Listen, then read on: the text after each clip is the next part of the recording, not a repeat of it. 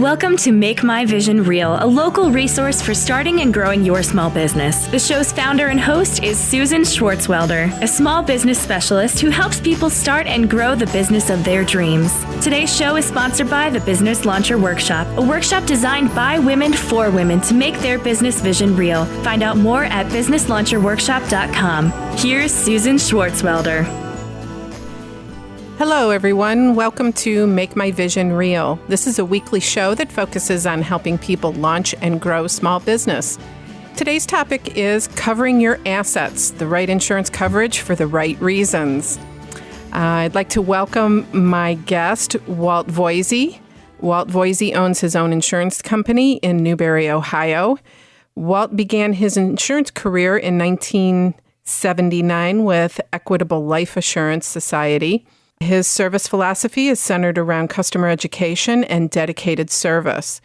Whether it's an individual home or auto account or a large corporation, Walt is very hands-on with training and is always offering advice on the changing exposure and needs to stay current in today's marketplace. Walt and his wife Rosemary have been married for 30 years and moved from Fairview Park, Ohio to Newberry in 2008. And they are witnesses that there really are two sides to the greater Cleveland area. Welcome to the show, Walt. Thank you. Thank you, Susan. Nice to have you.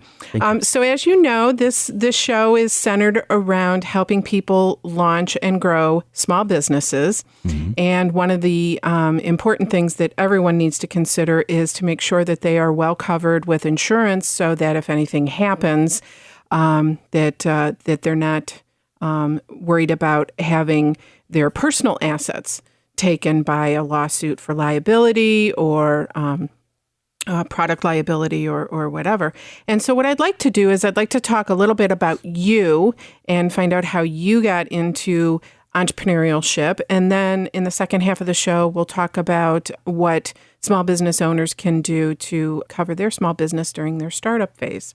So let's start out with learning a little bit more about you and how you started your career in insurance. Okay, thank you. Well, like you said, it was back in 1979, and what had happened is I had purchased a home, and our bowling night was Monday nights, and I was out bowling in January, and I got a call at the bowling alley. They tracked me down, and they said, your home has been burglarized. And, oh, dear. Yeah, and I quickly rushed home, and the front door was smashed in, and the place pretty much ransacked. Oh, boy. And the next day I called my insurance agent, and my insurance agent said, well, we'll get a claims adjuster out there immediately. So an adjuster came out, and a really nice lady, and I'm very helpful, and she's asking me, well, when did you buy this? When did you buy that? What'd you pay for this? What'd you pay for that? And we had a nice conversation, and it ends up that, towards the end of the conversation, she says to me, well, that TV set that you bought, 3 or 4 years ago for $200 is depreciated to nothing. She says, all the jewelry that was stolen, you have a limit of $500. She says, you don't have replacement cost on your contents. And I says, well, whoa, wait a minute. Wow. How did this happen? She says, well, that's between you and your agent. So obviously I was a little bit upset that night. I can imagine. Yeah. The next day I called the agent and I says, hey, they're telling me I'm getting $500 for my jewelry. Everything's depreciated. I have nothing to replace. And he says, well, you didn't ask me. Whoa. Yeah. I was, at that point, I'm thinking, oh, wait. And I literally said to him, I says, now, wait a minute. I says, I came to you, and I'm not going to mention the company. I came to you and I said, give me the best policy you got. And this is what you gave me. He says, well, you didn't ask for a replacement cost. I says, how am I supposed to know? I says, I don't know the intricate workings of a policy. Right. I'm leaving that to you because you are the professional. Right. Not so much. Yeah. Not so much. So it was at that point that, my irritation was, up to, well, you can't see my hand, but I got it over my head. Oh, I got it over my head. Yeah. And at that point, I told him, I said, yeah, this will never do. And I proceeded to call my life insurance agent who worked for Equitable Life, which is now AXA. And I said, do you sell house and car insurance? He says, yeah. I says, get your butt over here. So he came over and I signed up immediately. He says, you're angry. He says, what happened? I proceeded to tell him. I says, I think it's terrible that people are taking advantage of this. Mm-hmm. He says, you should tell your story. I says, believe me, I'm going to tell this to anyone that I can. He says, no. Tell it and get paid for it.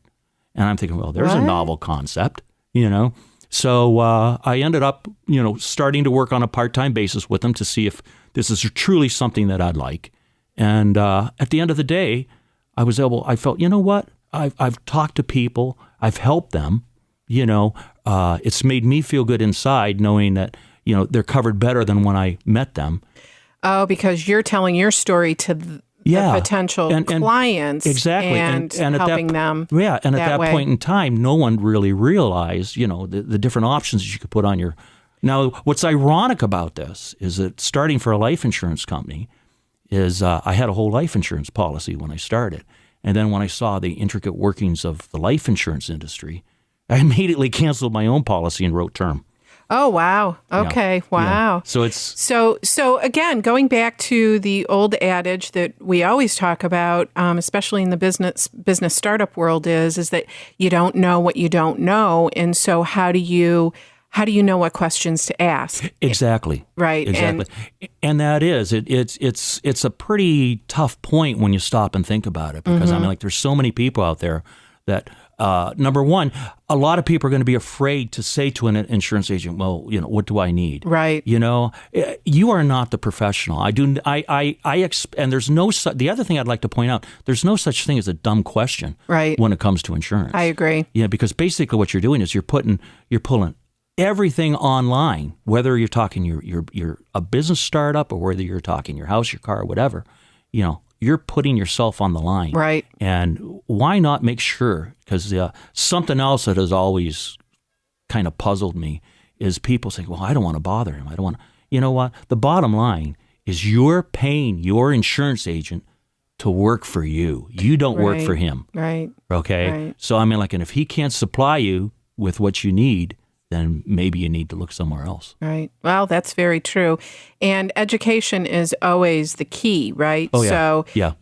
I make a big point, in the last couple of shows that we've done, I've had an attorney on, we've had a CPA come on, and insurance is the other big important nugget that rounds out the group of people that you want to have on your side. Another person would be a finance person or a banker that you trust and that will help educate you with the different products that are available, help you establish credit, that kind of stuff.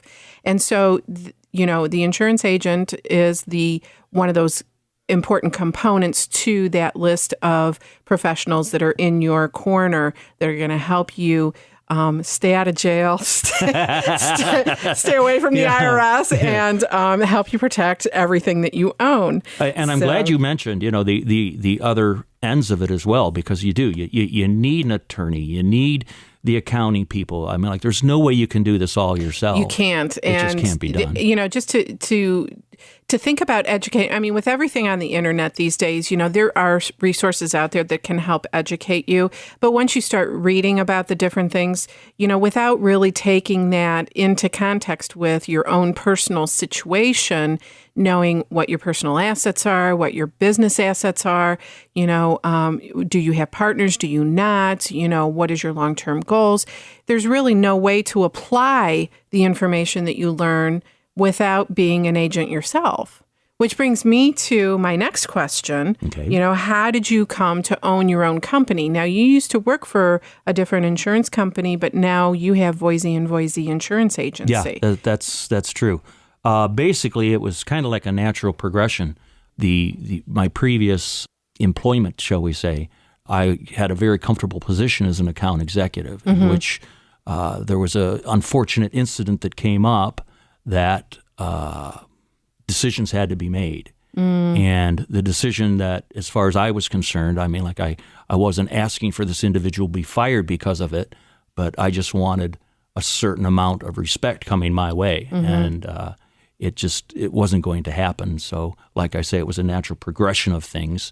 I ended up looking at a lot of different avenues. And of course, there's nothing that happens in my life without my wife Rosemary's, input, because anything that now especially anything that we do together, affects our entire lives. Right. And so it became a situation. It was interesting because I had a lot of opportunities with other agencies, and for either, coming in as a salesperson or even partnerships. Right. And at that point in time, each one I went to, there was just like a little tinge of something that just wasn't right. Yeah, it just didn't sit right with me. So at that point in time, talking it over with Rosemary, and she was about to retire from a large insurance carrier downtown. Okay, so she had a major career in insurance too. Then. Oh yeah. Okay. She basically she worked and coordinated the legal department at a once again, I don't want to mention names, right. But she worked for a large insurance company downtown, and she was doing quite well as well. And it was. So it was just the cards were sort of laid out before you and sort of stacked in your favor. Here's the hand that you've been dealt. Live with it. Yeah. So that was it. Yeah. So so that was how many years ago? That was 2010. Okay, so 3 years ago. Yes. And so you've been in your own insurance agency for 3 years. Correct. Very good. And so why did you decide to start your own agency as opposed to going to work for someone else? You had mentioned that you had interviewed with a few other places, but just something wasn't sitting right. Was it the entrepreneurial bug that was biting you, or what was it? I really don't think it was the entrepreneurial bug at that point. Like I say, it's you have to understand, first of all, what my background is. My background is definitely in the sales end of the thing. Mm-hmm. Rosemary, she, without a doubt, she's the smartest person I've ever met. I think I've told you this in the past. Mm-hmm. She had one moment of total insanity, which I'll forever be grateful for, but we won't go into that right now. What she said I do. Yeah. And, but I truly respect everything that she has always said and all the different positions that she's brought up. And we sat and we talked, and it was at that point, that with her retiring, and I knew that as smart as she was, she would pick up, this end of the business very, very quickly. And she's even exceeded my expectations, which are very unusual because my expectations of Rosemary, are very, very high. Yes, yes. She's just a super partner. But to show you how intelligent she was, okay, she says to me, I don't want to work for you, but I'll work with you. She says, I want 51% of the agency. Smart lady. Yeah, exactly. Yeah. Exactly. Yeah. Very smart lady. There you go. So yeah, and and I had no problem with that. And it was probably the best thing that I could have ever done. And so how did you convince her to become your partner? I cried a lot. It just felt like a good partnership, because that can be a risky business. Oh, there's no doubt going into about business with your wife. Yeah, no doubt about it. We've been before we were married and before we even knew each other that well, we were pretty much best friends. And after 30 years, I think you get to know somebody after 30 years. Yeah, and it was it just seemed like an extremely good fit, and it's just. I have no regrets, depending upon what day you talk to her. There may be some. But, no, you're kidding. You're always kidding. You're always kidding. So yeah, well, that's interesting to go into partnership with your spouse. That's not necessarily something that everybody does, and it's probably not right for most couples. I'd agree with that. I love my husband very much, but I just don't know if going into business with him would be the right thing. I'm very high A personality, and he's very steady, personality. He just is.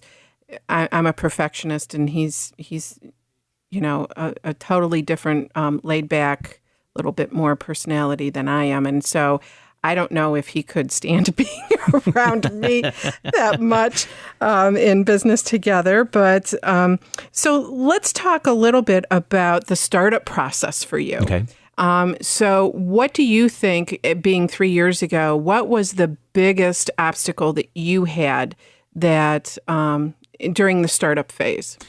That's an interesting question, because I think that personally, this is me personally, it was the administrative end of the business. I had gone from, basically sales driven to suddenly I'm having to wonder, well, who am I going to buy my paper clips from? Oh yeah. Who am I going to bring in to do my IT? Oh, yeah. So it was just a bunch of questions which I just, wasn't ready for. Fortunately, like I say, once again, I hate saying this, but Rosemary is just so well organized and so together. I mean, like, if you saw my desk, you'd know exactly what I'm talking about. I've got everything everywhere, but I mean, like, she knows exactly where everything is at any given time. She's well organized. She's structured. I mean, like, this is a woman that could probably run a Fortune 500 on her own. So yes, I say, I'm truly blessed to have her. Yeah, I've seen Rosemary in action, and she can definitely manage a lot. Absolutely. So when you first started up, were you on the east side when you first started, or? Well, first of all, I want you to understand that I did get my shots and my passport before I came on this side of the river. Okay. Yeah, because west side we have to watch that, right? Yeah. I was checked out thoroughly, by, checking the teeth and everything. Yeah. No, but honestly, I mean, like, one of the first things when we first moved in, we've lived on this side of town since 2008. Okay. And basically, what happened is, when we first opened up our office, this is another subject which, was rather unique in that when we first decided to open up our own agency, we tried working it out of the house. So many solopreneurs and startup entrepreneurs start from the house. Let's talk about that a little bit. How that worked for you? How long did you work from the house? Well, it's funny because I had talked to people in the past, and they said, well, it's hard for me to concentrate when I'm at home. Because, there's so many distractions. Right. For Rosemary and I, it was like, well, guess what? I woke up at 5 o'clock this morning. I'm starting working, Right. I had grab a cup of coffee, walk in the office. Yeah, and there you are, because you're there. And I mean, like, people were getting emails from me like at 3:30 in the morning. And then say, what in the world are you doing up at 3:30 in the morning? It happens to me all the time. Yeah. But I mean, like, if your mind is working, right, and you're there at the office, why not start working? Right. Well, the problem with that was that 5 o'clock would come and you'd still be in the work mode. Yeah. 6 o'clock, 7 o'clock, 8 o'clock. Suddenly, it's time. It's probably going to be time to go to bed, and at that point in time, what can you do? I know. It's just it's a tough thing. It's a tough thing. Yeah. So we had to get out of there. We had to get out of there for the simple fact that our home was no longer our home. It was our office where we ate and slept. So when we come back, I'm getting the music. We need to take a short break, but when we come back, we're going to start talking about what entrepreneurs need to do when they first start up. We'll be right back.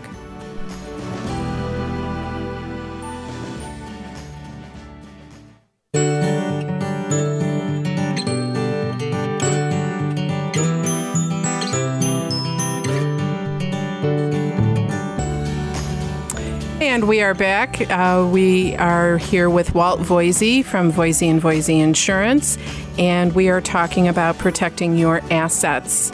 Walt is the owner of Voyzey & Voyzey Insurance in Newberry, Ohio, and in this segment we are going to talk about what entrepreneurs need to know about starting their business and getting the proper insurance coverage. So, Walt, thanks again for being here. And thanks for having me. So one of the things that's really important, I think, as a startup entrepreneur, when you're first starting, depending on what you're doing, if you're selling a product, it's pretty self-explanatory. If you have a retail shop or a restaurant, it's pretty self-explanatory. Everybody realizes, I got to have insurance because oftentimes you can't rent space without it. But when you're a solopreneur, like a consultant or someone who runs a business out of their home, that kind of thing, oftentimes you don't think about the insurance part of the startup process. So can you kind of lump it all together in general terms? What is some of the thought process that entrepreneurs need to go through when they think about starting up their business? Absolutely. To me, the primary thing that you always have to worry about is your liability. Your property coverages is one thing, but your liability coverage is just something totally different. Because what you're dealing with is a situation that, can literally bankrupt you. Mm-hmm. Okay. Mm-hmm. If you lose your assets that were your personal property, your initial investment or whatever within the business, you can recover that. Mm-hmm. But I mean, like a liability loss, a slip, trip, fall, product liability, professional liability, whatever the case may be, that could put you behind the eight ball for the rest of your life. So right. I would definitely say the first thing anybody that is considering any kind of business venture, you better line up your liability insurance first. Okay, so liability first. Yeah. And I think it's important, too, at this point, and we've talked about this when Pam Kurt, the attorney, was here, and when Jim Lodato, the CPA, was here, that, it's important to have the three of you sort of really understand the structure of the business. Absolutely. Or what your intentions are with the structure of the business in order to apply the proper insurance coverage, because Pam Kurt, the attorney, often talked about piercing that corporate veil. So can you speak to that a little bit? It's first of all, I have to tell you, I'm probably one of the most optimistic people that you'll ever meet. Okay. And the glass, when I look at that glass of water, it's half full. But when I'm talking insurance, it's always going to be half empty. Ah, right. Okay. Right. And the first thing you have to realize is that as a small business owner, you're looked upon, whether it's true or not, whether you have $2 in your pocket or $200,000 in your pocket, you are looked at as Mr. Big Pockets because you have your own business. So at that point in time, people are going to say, well, how much liability insurance do I really need? Well, you can start with $100,000, but what good is that going to do if you run into a liability situation? The difference between purchasing $100,000 and $1 million of liability insurance is truly pennies on the dollar. Really? Yeah. Well, I remember getting my first liability policy, and there was something called the minimum premium. Yes. Yeah. Can you talk about that a little bit? Absolutely. Basically, when you're dealing with a small business, there's a charge that the insurance carrier is a minimum charge that they're going to give you to put your policy on the books. In other words, to write the policy, to underwrite. So just to get off the gate. Exactly, to get out the gate. And generally speaking, most insurance carriers have either a $500 or a $750 minimum premium. Okay. And the best thing that you can do is know what your minimum premium is, know what the different coverages are going to cost you, and then since you're going to be at minimum premium anyway, load up your policy with whatever you can get for that dollar amount. Okay. And so when they find out what the minimum premium is, then that's when you start looking at, okay, well, what does that minimum premium cover me for? And find out from the first company what that benchmark is, and then sort of measure that against other quotes that you might get. Before you even get to that point, I think you have to have a consultant, an insurance consultant, to sit down and talk with you. To me, this is huge because it took me a long time to just shut up and listen, as opposed to just talking to people right off the bat. The first thing, you have to have somebody that will understand your business, somebody that's going to probe and ask you the questions, which are going to make you say, this is what I'm doing. This is where I want to go. This is where I am right now. Okay. And a true person that understands that, an insurance consultant is going to say, okay, then these are the coverages that you need. This is where you need to be focused on, Yeah, because I remember you interviewing me and asking a whole series of questions. I think that's when you first said, get out of my office. Yeah, no, just kidding. I met Walt at Newberry Business Park where his office is, and actually transferred to him because of the way that he does his business and the fact that he educates. And that's really what I wanted, was somebody to educate me on what it is that I'm buying. And ultimately, I transferred all of my insurance to you because of that. So that part is really, really important to me. I want somebody who's going to teach me along the way. And I think that that's really, really important. That's what all of my guests have shared with, the attorney and the CPA, and they're all teachers. And so being able to relate to somebody and be able to call them up and say, hey, don't really understand this. Can you help me understand? So that's huge. That's really huge. And I know a lot of people appreciate it. So when we are talking about the different approaches that you have in managing your business, is there different kinds of insurance that you need to have if you're an LLC versus incorporated versus a partnership? Absolutely. The first thing that I suggest when I talk to a startup, if they have not consulted with an attorney or set themselves up, I strongly suggest that you set yourself up with an attorney that you can trust to set up either an LLC or to incorporate yourself. For the simple fact that if you do not do so, this goes back to what I was talking about just a few minutes ago, it's the perception Right. that you as a business owner, you have a lot of money. Right. Whether you're, like I say, the corporate giant or Working out of your garage. Or working selling widgets out of the back of your station wagon. Right, right. These are the things that no matter what you do, you are the perception is that you are a business owner. And there's whether it's our society or a microcosm of our society, whatever you want to say, there's people out there that don't have the same morals and scruples that you and I might. Right. And these people are going to look to any way they can to get what you have. Right. And that's what you have to protect yourself against. And if you do not set yourself up as an LLC and do not set yourself up as an incorporation, basically what happens, if you run into a liability situation on the business side, not only can they take away your business, they can take away all your stuff at your house too, and your house. And your house. Yeah. Oh, my. Well, that's something definitely that you want to protect. So you said that if a person is in the process of starting a business, the first person that they should go see is the attorney and get that business structure put into place. And then come see you and say, okay, this is what my business structure is, right? I'm not going to say this is the first step you need, this is the second step you need.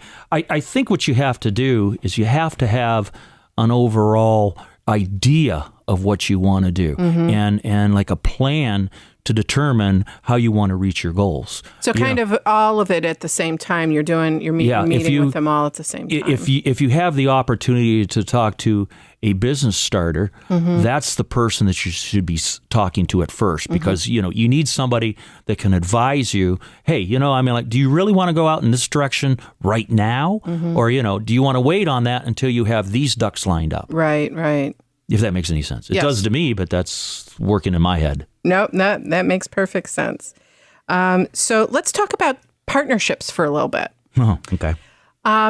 So a lot of folks want to start a business in a partnership, and oftentimes it is that we're going to go in at 50-50, okay.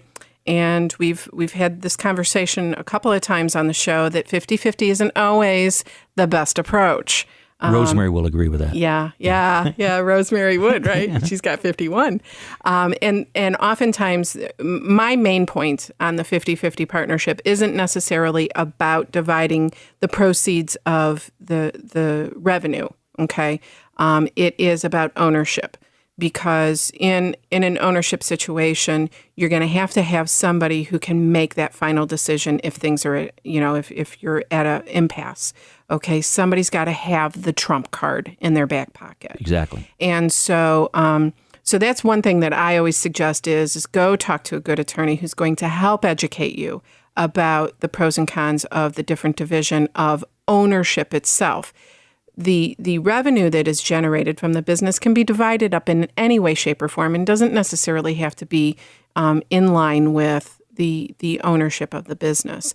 But beyond that, we talk about business insurance in terms of, let's say you have a husband and wife team, and the business won't run without the husband, and the business can't run without the wife. And so there's different policies that you can put into place to help financially protect that. Absolutely. I believe it was called Keyman Insurance. Keyman Is that Insurance. right? Keyman Insurance would be for the situation where there's whether even if it isn't a husband and wife situation, even if you have like one key employee who, let's say it's the engineer of a firm, right? That insurance or software companies. Yeah, so you're going to have to replace that man if something happens to him, right? But even beyond that, beyond like in my wife and I situation, a partnership. What happens if let's just say, heaven forbid, your partner dies? Right. Suddenly, guess what? If you have not made provisions with a buy-sell agreement, suddenly you're in partnership with that person's spouse or heirs. Right. Okay. And the buy-sell agreement is a legal document? It's a legal document, and generally speaking, it is funded with life insurance. Okay. So what you do is you literally buy out the deceased partner's shares of your company so that you still maintain the life insurance policy. So that you do not have to go into partnership with their spouses, because that can be dangerous. Oh, yeah. Yeah. Oh, yeah. Yeah, I'm sure you might have a few stories about that, right? Right. Okay, so let's talk a little bit more about the partnership. I'm sure there's a few gotcha stories that you might want to share. Oh, yeah. I've seen, on the partnership angle, this was probably close to 20 years ago. I had two very close friends of mine, brothers, and they were very close, and they decided that they wanted to go into the partnership together. The one brother was doing quite well and decided to open up a second location. The other one had a successful career, but he says, you know what, I want to do my own thing. So he quit his job, went in with his brother, and within 2 months they were at each other's throats. Oh, really? Oh, it was terrible. It truly was. It was very sad to see, and I've seen, this is a type of thing, to this day, their relationship is still strained. Oh, dear. I see them both frequently, and have you seen my brother? Kind of thing, and I've seen marriages torn apart because of partnerships gone bad. I've seen lifelong friendships, and it's just, you have to be real careful who you're going into business with. Yeah. And I hate to say this at this point in time, but knowing that, if you're a startup and you can do it on your own, there's something to be said for that. Yeah. If you can do it on your own. Yeah. Well, and so doing it on your own oftentimes is scary, and having somebody with you to go through this process is, appealing for a lot of people. It even goes beyond that, I think. Because you can always get a coach. Right. A business coach. Yeah, that's true. You can bounce ideas off of. Right. If you're just going to take on a partner for support, I don't think that that's a good idea. I think that, you have to have a solid reason, whether it be financial or, emotional. Mm-hmm. Or what do they call it? The intellectual property. Thank you. Okay, intellectual property. Intellectual property might come from together two people, right? Absolutely. Because one's the creative and one is like software companies are a prime example of this. You've got one person who has the vision and one person who has the technological know-how to translate that vision into a software product of some sort. When I first started working for startups, that's where I focused my attention on was the software industry. It was back in the early 2000s, and they were popping up all over the place. And it was oftentimes someone who had the vision, and they had a friend who was a software developer, and they would get together and they'd say, okay, this is what I want to do. And still today, I get a lot of calls from them. And the interesting thing is that, if it's not structured right, it will fall apart. And you really, really need to know the person that you're going into business with. I saw one where one was funding it and doing the technological side of it, and the other one had the connections, and it ended up turning bad quickly. And I've examples of that as well. Yeah, yes. and a great product never ended up getting off the ground. So it can certainly turn bad quickly. So if we were to select an insurance advisor, what would be some of the characteristics that we would look for in looking for an insurance advisor? First of all, you have to understand something. Nobody knows your business like you know your business. Nobody knows your vision like you know your vision. The first thing you have to be able to do is to be able to communicate with your insurance professional. You have to be able to let them understand or give them the chance to know you and know your vision. I guess what I'm trying to go here is you have to have somebody that's going to listen to you. Right. Okay. Right. And if you have somebody that just starts jamming coverages down your throat, that's probably not the person that you want to set up shop with. And so do you think that it's possible to ease into the insurance coverage, not having, I have no idea what an insurance coverage package might look like for any given kind of business, but I mean, is it something that you can ease into? There's a lot of variables that can make you go one way or the other. I think that it's a little bit more involved, but a simple startup, yeah. I mean, like you can put a simple package together, but dependent upon your product, dependent upon your service, is going to depend upon your level of need in the insurance field. Okay, very good. Well, unfortunately, we have to take another break, but we will be back. And when we return, we'll be doing a couple of questions from the mailbag. Stay with us.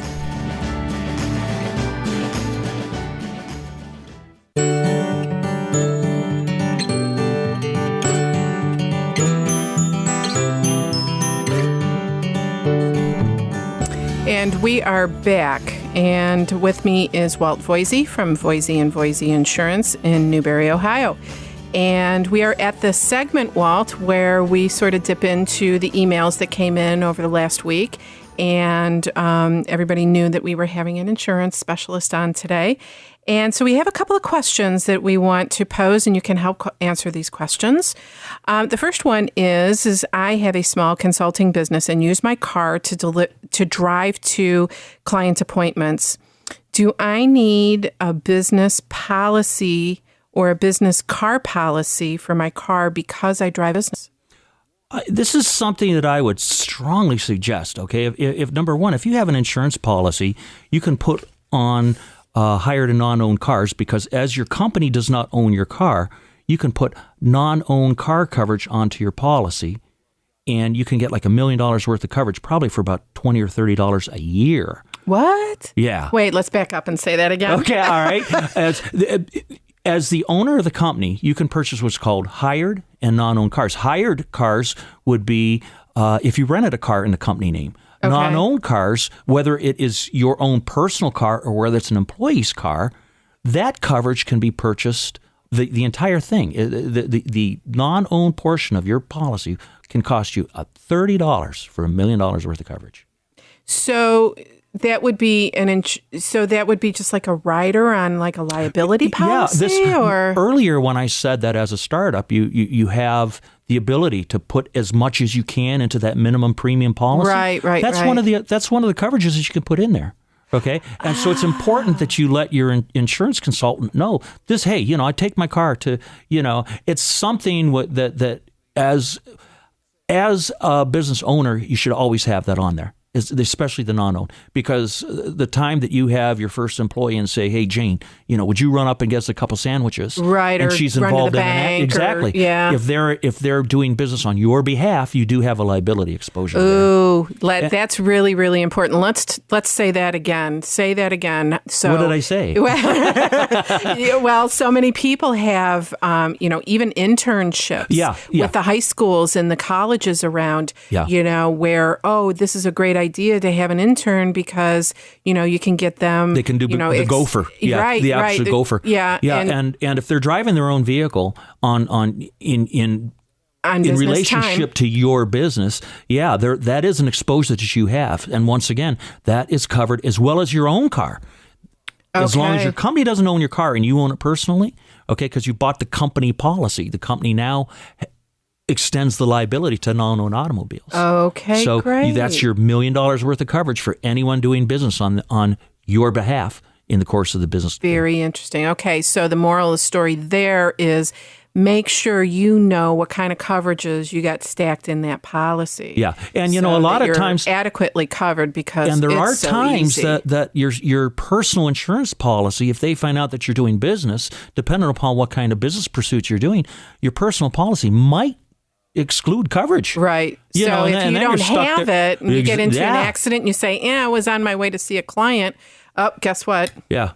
Not excluded. A good thing. Yeah. Excluded. And at that point, you're on your own. Yeah. Yeah. Oh, wow. That's really, really important. So Go talk to your insurance people. Send that person, a big red star or a gold star for asking that question. I will do that. Nice. Yeah, that was a great question. Okay, question number 2 is, I've heard about business interruption insurance. What is it, and what exactly does it cover? Business interruption can cover just a multitude of things that can happen to your business. It can cover lost wages. It can cover your ordinary payroll.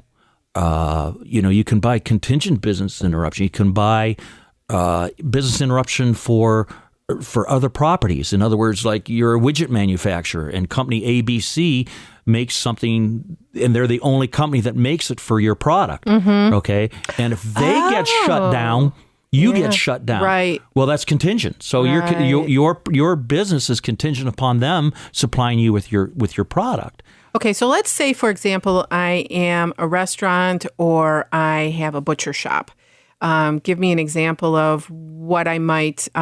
Business interruption? Yeah. Okay. Let's just say you go home at night and suddenly there's a fire on your premises. Well, you're basically shut down. Right. And so until you are running back up, and you can also purchase extra expense insurance with your business interruption. Actually, it's called business income now, but it used to all be thrown together. But your business income, whether it be, so they're going to continue paying your ordinary expenses, your ordinary payroll. You can have it set up however you want. You set the dollar limit. And the important thing here is to realize, well, if something does happen to my business, how long is it going to take me to get set back up? Right. What is my monthly nut to revenue crack? Come back in. Exactly.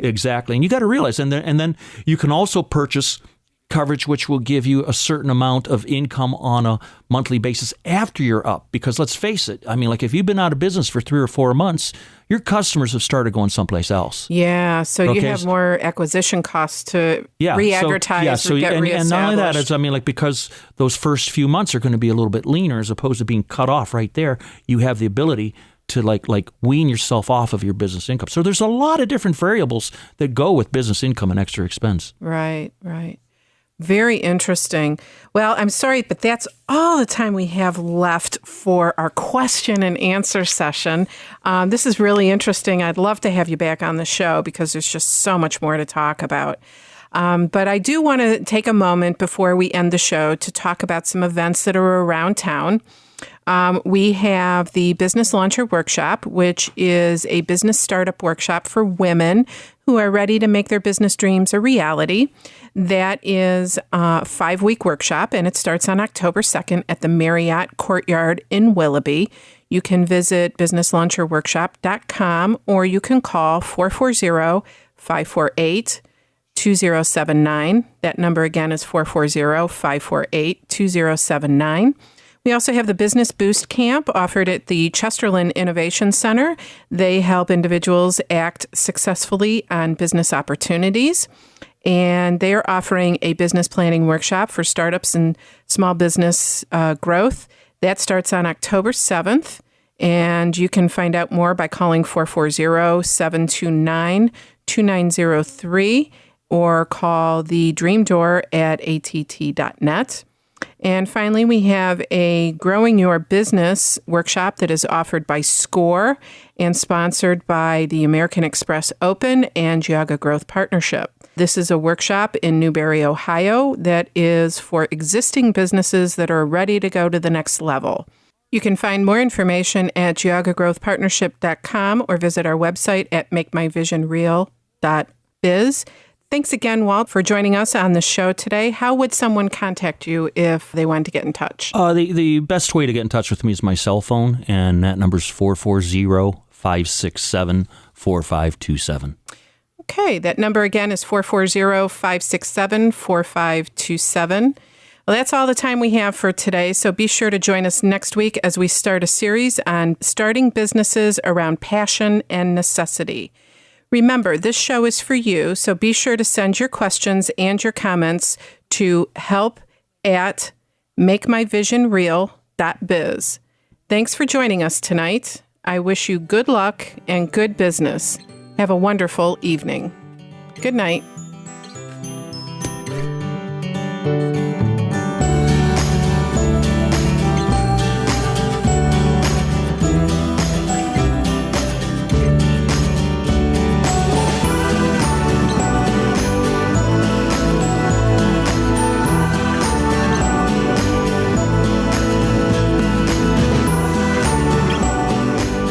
been listening to Make My Vision Real, a local resource for starting and growing your small business. Visit MakeMyVisionReal.biz for more information on connections to local resources. Send your questions for next week's show to help@MakeMyVisionReal.biz. Today's program was brought to you by the Business Launcher Workshop, a workshop designed by women for women to make their business vision real. Find out more at BusinessLauncherWorkshop.com. The show's founder and host, Susan Swartzwelder, is a small business specialist. Tune in every Sunday from 6 to 7 p.m. as Susan and her guests share ideas and resources to help you start and grow the successful business of your dreams.